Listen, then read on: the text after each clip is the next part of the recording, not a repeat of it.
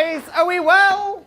Yeah. Excellent stuff. What a champ. Wicked stuff. Well, thank you. Firstly, thank you very much for coming out. My name is Dave, so I'll give you a bit of info about me. I'm a Capricorn. I've got an allergy to amoxicillin and a strange love of balsamic vinegar. Right? Put the three together, you just get a really stubborn anaphylactic. But boy, can I make a mean salad, eh? So it's all good, which was kind of lucky, right? Because as a teenager, I used to be anorexic, right? So I used to have anorexia. Everyone needs a hobby. And that's what this show is all about. You're looking at me like, was he, wasn't he? And you're just staring at me like, is he, isn't he gay? Well, no, I'm not homophobic either, right? The only thing I can't tolerate is gluten. But I'm here to show that this affects blokes, and it affects like straight blokes and all, because, you know, like you can, well, no, you can see me, I'm not like butch or tough. I'll be honest, I don't even have a strong bladder. If you saw me in the street, you're not going to think, whoa, alpha male. Much more likely to think, vegetarian. And you would be right. Have we got any veggies in, by the way? look at that, too weak to cheer. What is that? Could you, like, I bless you, my sweet, because you get a lot of shit being vegetarian. People are like, oh, Dave, you're not veggie, you're just gay. No, I don't do sausage. So, but I used to use that, right? When I was suffering, people asked how I was losing so much weight so quickly. And I just used to say it was a combination of the Atkins diet coupled with being vegetarian, right? Just sounds much nicer, doesn't it? Because one of the things that I found about doing this show is if you say you're anorexic, people get really awkward. They really don't, you know, unless you're queuing for a buffet, right? Then they fucking love it. And it's a weird reaction, right? Because you kind of drop the A-bomb and people kind of go like, you're like, whoa, I'm not going to bite. What's kind of the point, isn't it? I don't eat and I'm vegetarian. You couldn't be around a safer bloke, really. Less intimidating than a panda wearing a fez. But it's true, like people do get awkward about it. So I had to be more inventive about this, right? I used to tell people that I was doing the disorder. Which is like, it's kind of like really street. Whereas I'm kind of more cul-de-sac. I just wanted to be the really slim shady, right? You're right to groan that. A bridge too far already. Strap in! But I think the reason is because we, we're happy talking about being too fat, yet we're not happy talking about being too skinny, right? And I think that's because we trust fat people. Well, not around food, obviously. But we kind of trust fat people. I mean, look at Santa, right? Some big you would never trust a skinny Santa, would you? Some thin, unshaven bloke break into your house on Christmas night. You call the police, there's a drug addict and he's squatting in my lounge. Henry VIII, he was porky, he did all right. He had 6 wives, I haven't had 6 girlfriends, right? And fair play, when you think about it, fair play to him and all, right? Like, he had 6, how did he convince the 6th wife to marry him? It beheaded 2 of the previous ones, I mean, I think it's because he was fat, and we trust fat people. So you can joke about being too fat, you can't joke about being too skinny, as I found out doing this. Because when I first started trying out bits for this show, it was just really awkward, and it kind of died. And after the show, I was in the dressing room, and there was a knock at the door, and a woman came up to me, and she said, you weren't really anorexic, were you? To which I couldn't help but think, are you calling me fat, love? Right? And I said, it's absolutely true. And she just turned around and she walked off. I thought, fuck, I've offended this woman, right? Until 5 minutes later, there was another knock. And it was her again. She looked at me and she said, I can help you. And I can help you get over this. And then from behind her back, she produced a packet of crisps. Hey, who'd have thought? Job done. Answer to all my problems is a packet of Monster Munch. Apparently. So I thought, as we're all friends here, we might as well, fuck it, make the most of it. Let's solve some fucking problems. So there you go. You can have solve some problems. It's all starch-based therapy. Jeremy Kyle would be much better if you kind of did this. Do you want one as well, my sweet? That's fine. Anyone else? Cheer if you want one. One over here. One over here. Oh, definitely. I'm not going to lie, this didn't take this long in rehearsals. Look at that. He hasn't even got one there. I can't. Oh, sorry. But I love it from her point of view. Just like a quaver in the face. I know, and that's also another thing. I went to Sainsbury's to buy these, and the woman just looked at me and said, having a party? I couldn't help it. I just went, no, just a really good night in, love. But yeah, of course, crisps aren't going to help you get over this. And it was then that I realised how little people realise about anorexia, right? So I started telling my story. And I guess for me, this all began when I was 17, right? And I just got the lead role in a play. A play called Sparkle Shark. Again, not gay. But there was one scene in it, right, where I had to appear topless. Now, at this point in time, I was a bit kind of, sort of, a bit bigger. I was like, sort of, I was like, I don't like to call a spade, right? I'd have just called it a spoon. I was never like, I was kind of stocky. I was never like Channel 5 fat. But then I was not like BBC Two skinny either, right? So the idea of getting my doughy body out in front of a live audience made me cringe. So I began focusing on what I was eating, right? No more Monster Munch for me. I cut out snacking, right? And I lost a bit of weight, and I wanted to lose more. So I just cut down to breakfast, dinner, and tea, lost a bit of weight, wanted to lose more. Cut down to just dinner and tea, and I lost weight, and I wanted to lose more. And then I got down to just tea, and I lost weight. You can see where it's going, right? It's hardly Cluedo. It is subsequently a great way to save money on food bills. So what people don't tell you about skipping meals, right, is what you lose in weight, you also lose in nectar points as well. This is not all fun and games. Now, there is something that I haven't shared with you people, because at this time, around this period, I decided to grow an afro, right? I still don't know why. Now, there is no way at this point in the show, we really struggle, there's no way that I can describe to you what that looked like. So I thought, fuck it, I'm going to have to show you. Because at the age of 17, here is a picture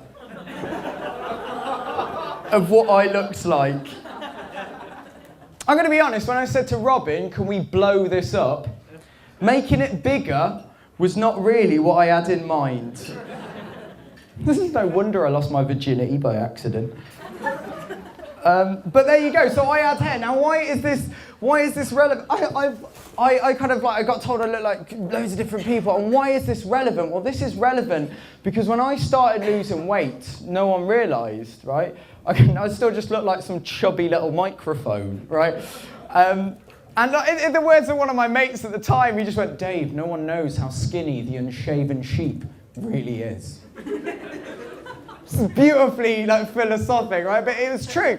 So I decided to cut off my hair. And when I did, the combination of the lost weight and the not looking like a dick kind of meant that for the first time I was noticed by girls. And in particular, this one incredible girl. Because up until that point in time, I wanted two things from a girlfriend. Low self-esteem and high insecurity. Yeah! Yeah, I know. Why? You've seen the photo. But this girl was amazing, right? And I'm not like, for legal reasons, I can't name her or get within 50 foot of her now. I wish that one was a joke.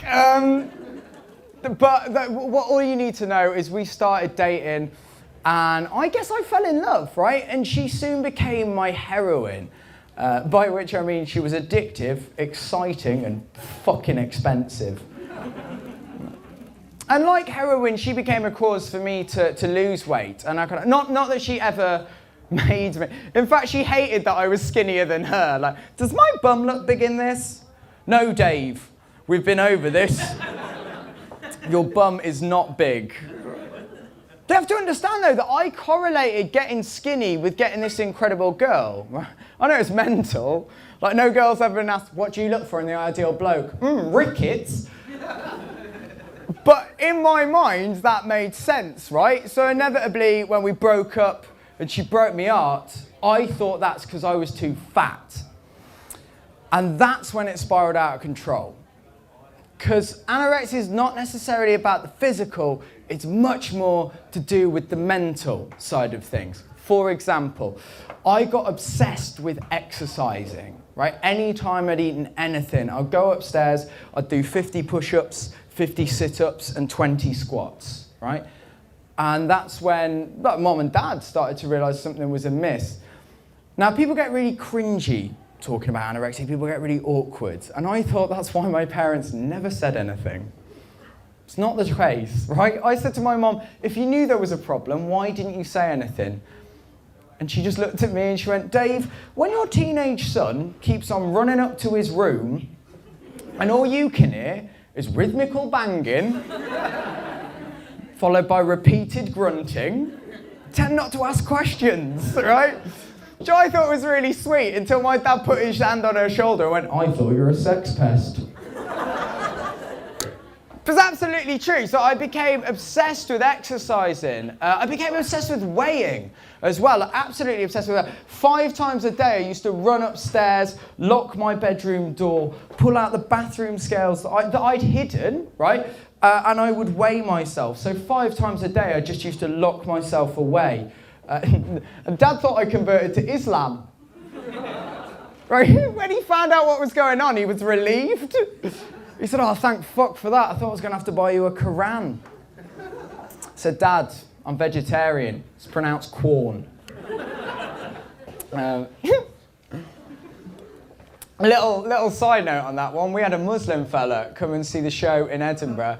And that wasn't a joke, but he was a lovely guy. He came and saw the show in Edinburgh, and he just looked at me and he went, cracking show, really enjoyed it. So, well, thanks very much, fella. And he said, you know, the thing is, though, love the show, but you are such a pussy, right? What you call anorexia, we just call Ramadan. It's such a good heckle. Anyway, where was I? So I was exercising loads, I was weighing myself loads. Calories, became obsessed with calories, right? And constantly calorie counting. And then you find hidden calories. So in foods you once loved, you come to hate because you know what's in them, you know what makes them up, you know, kind of like Rolf Harris, right? I did my own yew tree on muffins, right? And then you kind of get a catharsis from cooking, right? Because you know you can control how many calories are in them. And then to reduce calories, you reduce portion sizes. So I took over the cooking for all of my family, which they fucking hated, right? Because I reduced portion sizes so much. What I called Sunday lunch, they just called tapas. Right?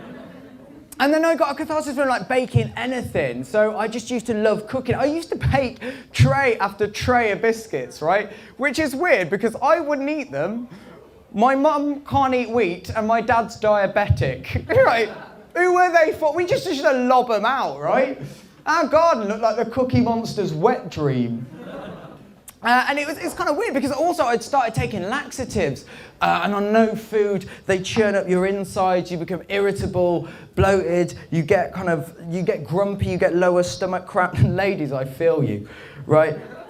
And at this point in time, I've become thin, I've become withdrawn, I've become moody. So when my mom found some anonymous pills in my room, she put 2 and 2 together and she just stormed upstairs and said, son, I found some pills in your room, but let me tell you, I flushed them down the toilet. To which I just looked at her and went, Mom, you've kind of cut out the middleman. Because it was hard for them, you know, it was tough for Mom and Dad. At this point, I was cheaper to feed than the cat was, right? And they didn't know what to do. They went to the church, where I was going nowhere near that fucking place. Bread and wine, talk about empty calories, right? I heard stories about like miracles. I was unimpressed, like 5 loaves, 2 fishes, 5,000 people. I thought, well, that's plenty to go around, you know? So I didn't realise I had a problem. until I ended up in hospital. And I ended up in hospital due to coffee loading. Now, in case you don't know what that is, I got to a point where I substituted caffeine for food because it would give me all of the energy, but none of the calories. Now, coffee reduces your pulse rate, and not eating, because you've got no food inside you, that reduces your pulse too. And my pulse got down to about 46 beats a minute. I'll give you an idea. If anything gets below 40, it's what they call heart block. It's actually incompatible with life. So I was very ill, and I was rushed to hospital. And when I was in hospital, I got chatting to this builder, right, lovely bloke.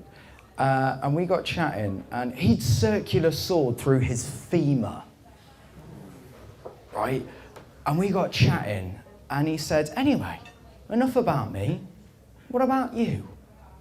And I can tell you, nothing is more embarrassing in life than when you look at a bloke bleed through the lower part of his body, and you just go, why am I here? Too much coffee. You look like a bit of a dick, right? Because there are health effects to this. Like, for example, in females, you stop having periods. Never a problem for me, to be honest. But in blokes, that's another. In blokes, you get a reduced sex drive. You get a lack of libido. Even now, the only thing I toss off is salad, right? My best part of sex is spooning, right? By which my best part of sex is when it's over. Because I just love spooning. You're kind of like, sort of like, I don't know, like, You can't be angry and spoon at the same time, right? Otherwise, that's molest. And that means that I can't hold down a relationship now. Because in the words of my ex-girlfriend, I wanted a boyfriend, not a fucking backpack. It's hard to counter, right? And then the little things as well. Like you get build-up of lactic acid, right? So I was getting cramp 4 or 5 times a night, right? Which wasn't a problem till we went away on holiday and I had to share a room with my sister, right? 2 single beds in the middle of the night. I get cramp in my calf, start stretching out. Her head's down here, right? She wakes up in the middle of the night. I'm an inch away from her face. She's like, what are you doing? Just having a stretch, right? She thought I was leaning in for the kiss, right? And then you kind of get a distorted body image. You kind of think thin is better. I'll never forget, I wandered down the high street, saw a poster for Oxfam and thought, that is a good look, right? And that is mental, because it changes. This is a huge problem. It's affected people like Kelly Clarkson, Lily Allen, Victoria Beckham. It's a huge problem, because it's responsible for a lot of shit music. It's a good point, though, because those are famous females. Can anyone here name any famous male anorexics? No, and that's kind of I asked that once, one bloke stood up and went, yeah, Gandhi. No, mate, that is a different thing. Because I think there is a gap in the market for the first famous male anorexic. I'm not going to lie, I'm not above that. I'd bloody love to do that. Right, get invited on Celebrity Come Dine With Me, 4 celebs, 4 empty plates, oh. Or go bring back the big breakfast, ironically. I would love to, one of my dreams in life was always to go on I'm a Celebrity, get me out of here, right? That would just be brilliant, whoa. You want me to eat nothing but rice and beans for 4 weeks? Fuck off, I'm not touching carbs. I'll be the only one in that jungle that'll be like, come on, bring on the kangaroo bollock. Come on, I'll have that instead. Because there are loads of famous male bulimics, right? You've got people like Elton John. He was bulimic. Rocket Man, it's all about salad. There's another one, David Coulthard, right? David Coulthard was bulimic. And you kind of think that could have gone unchecked for years. It's like, no, I'm travel sick. And then you... so bad. Actually, a really good one that shows it's more about the mental rather than the physical thing is John Prescott was bulimic for 2 decades. Right. I know, sometimes you're like, this shit writes itself. Who's going to be the face of anything? Eating disorders, no. Greg's, maybe. It's kind of like, come on, John, we know you're doing the binging. Oh, you're doing the purging. But I'm not taking mick, because this is part of the problem. I didn't realise that I was anorexic. Like anorexia, I wasn't anorexic. That happened to celebrities. That happened to supermodels, right? And you can see me. I'm definitely not a supermodel. And you can see the size of the room. I'm definitely not a celebrity. It's kind of something that happened to other people. And the only people that I could relate to that had this were on things like Coronation Street in EastEnders. And they were just fucking idiots. Like, Sue, do you want some Monster Munch? No. It's like this ridiculous fucking concept. Like no one, and like we didn't live in LA, we didn't live in California. We were just like, we were just all little village people. And well, no, not like the village people, like YMCA. Not like that. That was brilliant. We were just simple people, right? And this is on the rise, especially in blokes. This is on the rise, and this is why we need to talk about it. But talk about it in the right way, because the press have coined this phrase, manorexia, right? It just sounds like the world's shittest superhero. Right, like you've got like Manorexia and Bulimia Boy taking on the world 1 calorie at a time. It's like, oh no, it's that evil nemesis, carbohydrate. Got their sidekick, lack of iron. Man. He wouldn't do anything, he'd just faint. Yeah. Is he an enemy? No, he's anemic. Ow. Bam, 4 puns in one. Too much, according to Chawner. Still bitter about that fucking review. Too far. But no, besides all the joking, the dicking around, there is a serious point to this, because this is still taboo, right? And before the Edinburgh, I said to Robin I wanted to call the show Taboo or Not Taboo. That is the question. And she said, don't call it that, shit. But this is still taboo. Because I just wish that when I'd been suffering, someone could have stood out and said that they'd suffered as well. And that's part of the problem. 1 in 4 anorexics either tries to or is successful at taking their own lives. And that is horrendous. I just kind of hope that when I'd been there, then there could have been someone else. And people come up to me now and they say, are you over it? And the answer is no, I'm not over it. This is going to be something that I'm going to have for the rest of my life. But the real question is, can I deal with it? And the answer is yes. And I can deal with it now because I can talk about it. And I'm hoping in talking about it, we're going to get people realising that no, Monster Munch is not the way to get over an eating disorder, right? And if we've learned anything, if you haven't eaten your crisps, you're obviously not anorexic. You're just rude. But before I go, I did want to share one of my favourite stories about doing this show. It's been amazing, and we're doing a tour, which is very exciting. But one of the best things that happened in Edinburgh is after the show, a woman sitting in the front row, she'd been laughing, she'd been whooping, she'd been cheering, dream audience member, right? And she came up to me after the show and she said, can I ask you something? I said, of course. Turns out she'd been anorexic for 2 years, and 3 weeks before the festival, she'd actually tried to take her own life. Very brave girl. And she just sat there and she looked at me and she said, it was amazing, but there was one thing I couldn't help but think throughout the entire show. Could I ask you something? I said, ask me anything.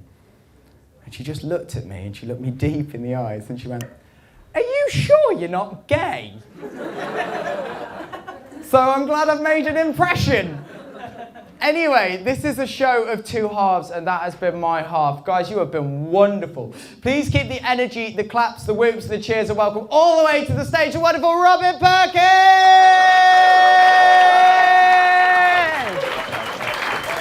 How's it going? You guys are lovely. Let's talk about death. I mean, to be honest, the show is about death and anorexia, and I get the death bit.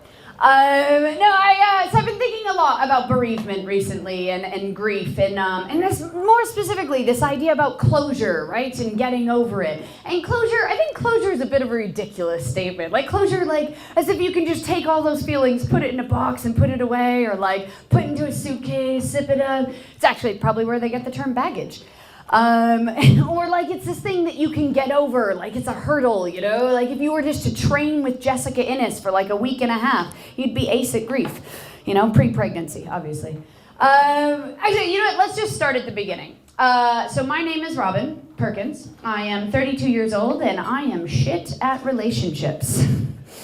I know, don't get sad, Hugh. I have been trying to analyze it for years, but to be honest, I'm just gonna blame it on my mom. Yeah, because the thing is, my mom is the nicest woman ever, right? Like, she has taught me to give everyone a chance. Not like everyone a chance. Just like to give men like a chance, that men have the best of intentions, right? So going through my whole life, I was raised so innocent, right? When I went to university, I had only kissed 3 boys and given 1 blowjob to a man ironically named Tom Head.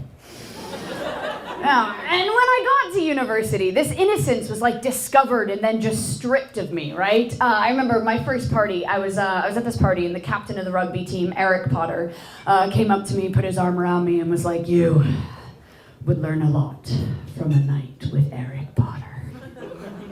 Which of course I took to mean, I'm gonna have a long and loving relationship with a man named Eric Potter. Yeah, 45 minutes later, my abrupt exit was just initiated when he pointed to a street sign above his head that said no overnight parking. Did you just write that down? Fucking ridiculous. No, the thing is, like, at this point in time, I then realized that actually I inherited some traits from my dad's side of the family. You see, like, my grandfather, he was a massive sex pest. Just let that one sink in. No, in all honesty, right, the man was a legend. He got married in 1924 at the age of 16 just so he could start doing it. And when he died, we found black and white porn in the front cover of a book called Sex After 60. I mean, to be honest though, like, he was a legend. On his 100th birthday, right, he's in his nursing home and is leaving the home and he looks at this 70-year-old woman, right, 30-year age gap, and just goes, "I like to look at you." Best pickup line ever. The best pickup line I've gotten in the last month is, "I left a blowjob at your house, when can I pick it up?" Like, this is what's happened to society. But the thing is, I joke, but you ask him how he got to be 100 years old, and he would say, "All right, 3 things. Good food, good rest, and good intercourse." A legend, absolute legend. Anyway, so fast forward 10 years later, right? I'm now 29 years old and I am living in the UK, in a land where, let's face it, men don't ask girls out, right? Now they have 9 or 10 pints, find any female and just fall on them, hoping their mouth lands in the right place. I know, I love how you two just looked at each other like, yeah, that's how we ended up together. I don't even remember the night, to be honest. I just woke up next to her. But it's true, and like my first hookup in London, right? I was at this bar, and this guy was doing this, that's chatting me up, and his friends do that thing where they're like, "We're gonna go to another bar, so I'll see you later." And I was like, "Well, you should probably go with your friends." And he goes, "Well, why?" I was like, "Well, you're not coming home with me." And he goes, "Well, why?" I was like, "Well, I'm not gonna have sex with you." And he goes, "I don't want to have sex with you, I just want to cuddle." I know, right? But at this point in time, I didn't know that all men are not like Dave. So I took him home. And we're laying there cuddling, and he tries to kiss me, and he tries to have sex with me. I was like, "I'm not having sex with you." And he goes, "Okay." So we're cuddling, and he tries to kiss me, and he tries to have sex with me. I was like, "Not having sex, okay." So this happens 4 or 5 more times, and then he honestly just looks at me and goes, okay. How about anal? Like, at what point is anal sex the compromise between cuddling and actually having sex? I just looked at him and was like, "Fine." Roll over. No, but in all seriousness, like, this was my great introduction to British men, right? So I obviously changed nothing. So now I'm a year later, right? I've still never introduced a man to my parents, and I'm still looking for Prince Charming one night at a time, all right? Now look, they say love doesn't happen like it does in the movies, because they're right. Like in the movies you have Julia Roberts and Hugh Grant, you know? Like in the movies you have like Elizabeth Taylor and some hero I can't remember. In the movies you have Jasmine and Aladdin, right? In real life we have us. We have this. And that's how I'm assuming you guys are a couple, are you? No. Yeah. You will be after another 5 pints. No, but you know what I mean? Like in the movies, you have people like Jasmine and Aladdin. That's how love is, but here, not so much, And I had a tiger in Cardiff. Yeah, I know, right? Like Jasmine had a tiger, I had tiger. If you don't know what tiger is, let me just explain it to you. There I was, surrounded by a smell that can only be described as a combination of fog machine and a tramp's vagina. All right, just looking for a knife to cut up my feet off of the floor. And I was wearing a candy necklace. Feel free to judge me at this point. And this guy comes up to me, bites a piece off, kisses me, and introduces himself in that order. Right? So again, I take him home, or rather to my hotel room, and 3 hours later, he left. To ask the Travelodge receptionist for another condom. Yes, get in. Come on, high five, give it up. Come on, he lasted longer than you. Listen. In just 3 hours, I learned. I love how you denied me on that. Then fuck you. It was worth it. In 3 hours, this guy, I learned he was amazing. He was smart. He was fun. He was funny. He was played water polo. He was this gorgeous mixed race man from Barbados with a 6-pack and fuck me line so well defined they could land a Boeing 727. Which is fine because I didn't even have a landing strip. But in all honesty, he was great. And don't get me wrong, it wasn't insta relationship, right? We just started seeing each other on weekends, right? His proximity was perfect. He was about 5 hours away. And it just started to grow. When we spent time together, I felt like I could really open up to him. Not open, I did. But the thing, I can tell him anything. I can tell him that I'm a mess. I'm a pretty messy person. It's fine. And it's fine because he is actually worse. And I can tell him that my grandfather is a massive sex pest because shockingly his is worse. And I can tell him that I love Disney music, because I love Disney music. I do. I love Disney. I have Spotify playlist of Disney music. I think I'm a whole new world. I love Disney music. I love it, I do. I want to be a singer. It's not going to happen. But I do. And his response was, Under the Sea. Now that's a song you can really shake your ass to. And all of a sudden, this starts to develop, and all of a sudden I'm in a relationship, and this is great, and it's developing, and then somewhere, all of a sudden I'm finding myself at, somewhere between the Dust Bunnies and the Little Mermaid and the copious amounts of sex, I'm now in love. Cheers, guys. Seriously, for the first time ever, and I'm not gonna lecture you for 20 minutes on how great love is, but it is amazing. It is like reaching the top of a mountain. It's like free falling. It's like getting free chips on your barbell. It's like finding salted chocolate after a lifetime of just chocolate. It's awesome. My grandfather used to say that happiness in life is boiled down to good food, good rest, and good intercourse, right? But we have all that, and now we're thinking about a family. We're talking about the future. We have a Lion King box set. Yeah, I used to think I was at the happiest I could be. I was at the almost happiest, and all of a sudden I just reached this whole other level of happiness, and then he died.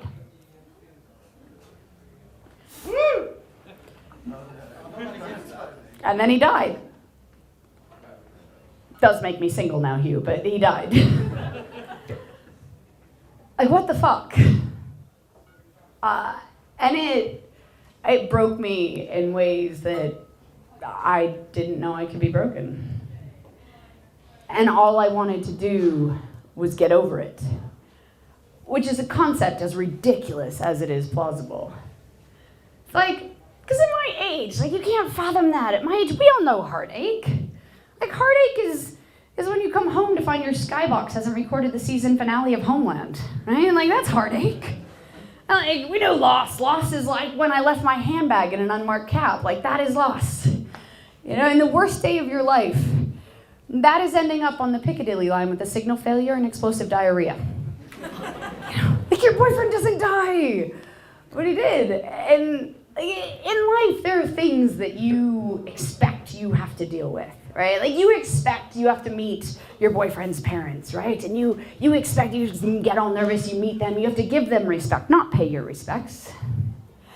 And like, you expect that he's gonna have an ex-girlfriend that's kind of a bitch. Like, are you guys a couple? I know they're not. You can admit it. Did she have any exes that are kind of a bitch? She's a bitch, right? A little bit of a bitch. You don't want to admit it. You can admit it. She's kind of a bitch. You don't expect her to bitch about him in public, right? And not gonna lie, I'm pretty proud of my tits. No, I am. And Hugh, I kind of expect that you're going to compliment me on them after the show. Eyes up here, eyes up here. But you don't expect the compliments to come from the grandfather of your late boyfriend shortly after visiting the grave. And like, lingerie. Like, you can expect to buy your boyfriend lingerie, right? But what do you do with the lingerie that you bought him 3 days before he dies? Because you don't want to wear it with another guy, because that's a bit weird. But you don't want to throw it out, because that shit was like $72.95, you know? But the irony of donating it to Trinity Hospice was just a bit too much. So what do you do? Wear it now. I'm actually not wearing it, but I would let you know. That's exactly what I did, though, in all honesty. I picked myself up, I went to the funeral, and I met his parents for the first time wearing ridiculously sexy lingerie. Yeah, imagine that one. Not at all thinking it was weird. And the thing is, so like, I took a very active approach to grieving, and not just by over-memorializing lingerie, which I did, but I'm American, right? And that's what we do. We solve problems, and when we're done solving problems, we solve other people's problems. And when we're done solving other people's problems, we invade countries, create problems just so we can solve them. That's what we do, right? Now, I was in pain, and this was a problem, so I was going to solve it. Therapy, right? But I'm American. Bigger is better. What's better than one therapist? 2 therapists, just in case one dies. I know, and funny enough, one actually did about a year later. Like, I love the method teaching. Don't get it. But yeah. So I also, the thing about grieving is a lot of people turn to religion, and a lot of people turn to God to comfort them when they're grieving. And the thing is that, like, God it's one of the benefits of the whole organized religion package is the post-death beliefs.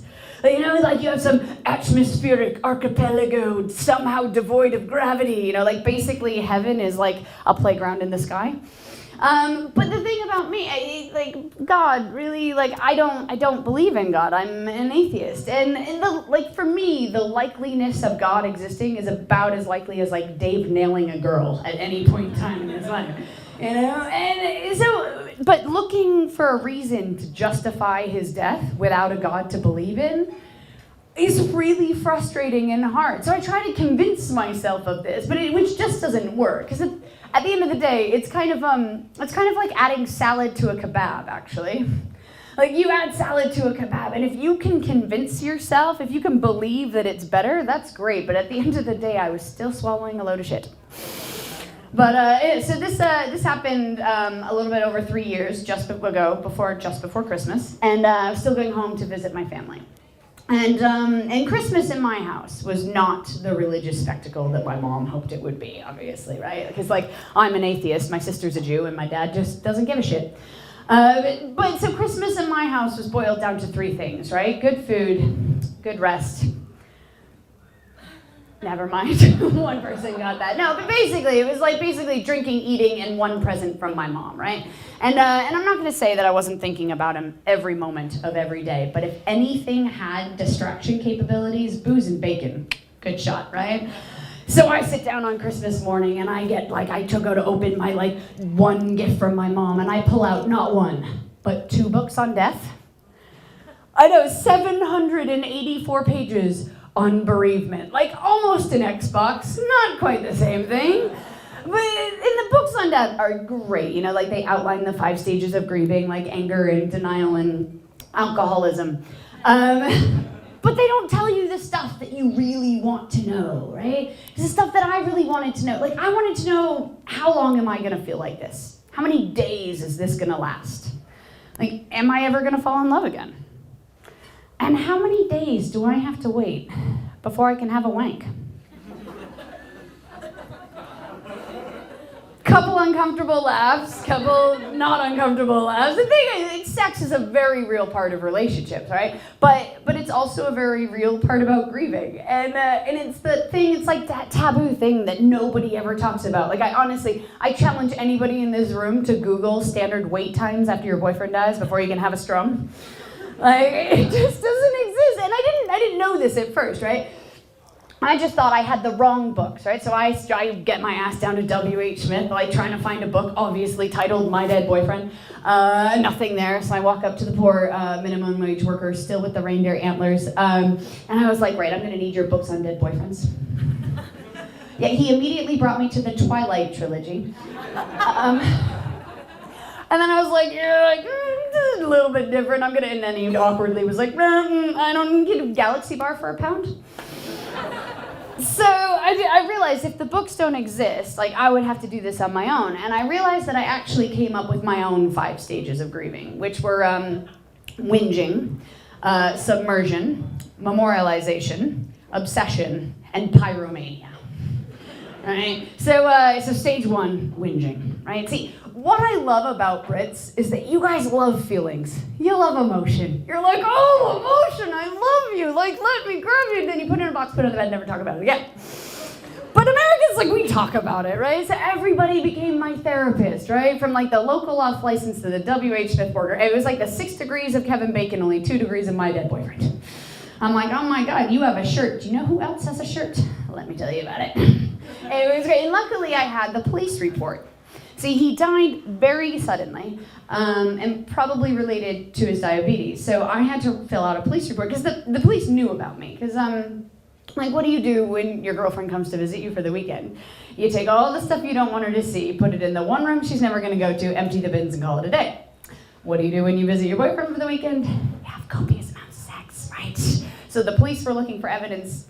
They found evidence. So I basically, in the police report, had to write down what we did, what we ate, and that we had sex. But of course, I took this to mean the Robin Perkins 50 Shades of Grey with the length and detail of War and Peace. This thing was 24 pages long, single-space, size 8 font. Like, they wanted to know where we went and what we did. They were going to know how we did it, where it was, and how good it was. That boy went out with a bang, and they were going to know it. Yeah. Luckily, I gave it to my sister to proofread before turning it in. So I just basically deleted a bunch of things and at the end said, and then we had sex with a number in parentheses. Yeah, Hugh, that shit went down in history. But so this kind of moves on to stage 2 of submersion. You see, I wanted to know everyone in his life. Like I wanted to get to enter stage right, ex-girlfriend. Right? He had one, she didn't know about me, and I was advised to keep it this way. Now, she was a bitch. Totally bitch. And I hated her, but I didn't want to wish death on her or anything like that. Like, I am an atheist, but everyone's wrong at some point in time, and I am not giving them any chance of getting together in the afterlife. But I was at the wake, and I was kind of zoning out to this slideshow of photos of him, and all of a sudden she comes and stands in front of me, and she starts talking, right? And all of a sudden I realize she's about to give a speech, and I turn around to try to leave. But now there are 120 people behind me, right? Now I am trapped there for a 20-minute long we would have ended up together speech. And as I am sitting there just fighting the tears, all I could think were things like, I hope you miss a tube train by less than a second for the rest of your life. I hope you are soon restricted to a gluten-free diet. And I hope your asshole itches in a place that you can never scratch. Yeah. So the day after the funeral, I met his parents, and I walked him through the last few days of his life. And we had this conversation about how he had 2 goals in life. And one was to own his own dental practice, and the other was to have kids. And at this point in time, his mom goes to the toilet, and his dad, Caribbean father, leans in and was like, I'm really glad you mentioned that thing about having kids. Any chance that's possible? And I was like, I don't know. And he was like, I know. And I was like, oh no, we're just really protective. And he was like, I know, we saw the condoms. I just figured, hey, it's Christmas. Like, nothing in life can prepare you for the father of your late boyfriend to hope for the Immaculate Conception. Nothing. But we're actually, we're really close now. It kind of like leads into stage 3 of memorialization. So about 8 months after he passed away, I went down to Barbados to visit the grave. And obviously wearing ridiculously sexy lingerie, as you do. And I'm out on the porch, right, having a glass of wine with his mom, and she's like, "So Robin, you seeing anybody?" I was like, "No." She's like, "Come on, you can tell me, you seeing anybody?" I was like, "No." She's like, "You could tell me." And I'm a bit confused, and I go back into the kitchen to fill up my glass of wine. And again, nothing in life can describe the feeling of just looking out at the clothesline and seeing an Ann Summers thong blowing in the wind.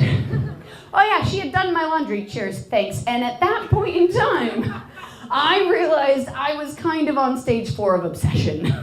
I needed to let some things go. Because the thing is, like, I became obsessed with everything. Like a box of Mentos that we had together that I used to throw out. Or like the way that he smelled, right? Like, I became obsessed with creating the way that he smelled. And I was in W.H. Smith buying a sketchbook, right? And as the guy takes the book, I took a whiff and I realized he smells exactly like him.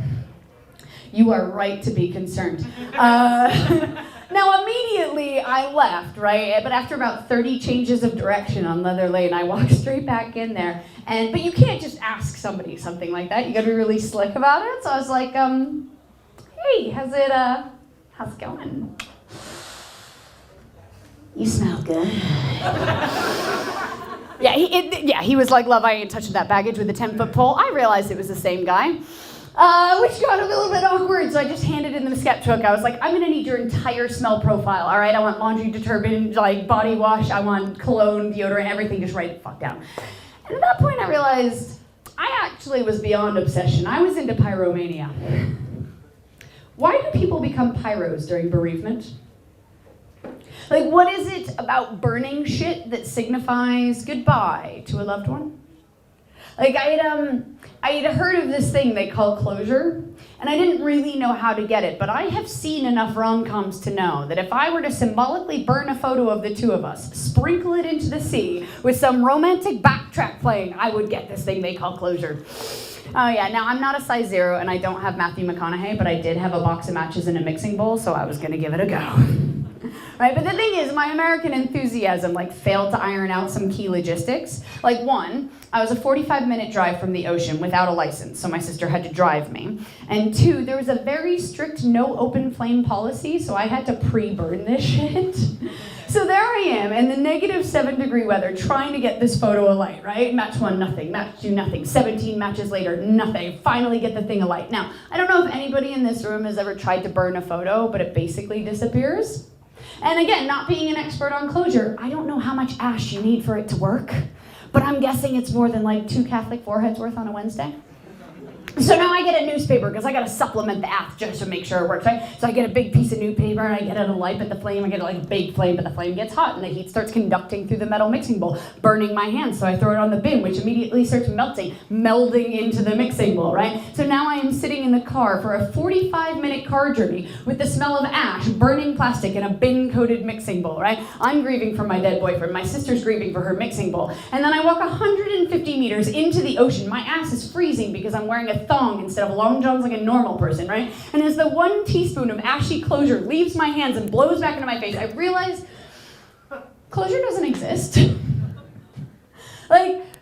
After 3 years, people ask me, "Are you over it?" Right? And I hate that question. Because I believe that people are a conglomeration of their experiences. Right? You are your past. And by suggesting that you're over something, suggest that you're over that experience. It's always going to be a part of who I am. Am I okay? Yeah, I'm all right. Am I ready for another relationship?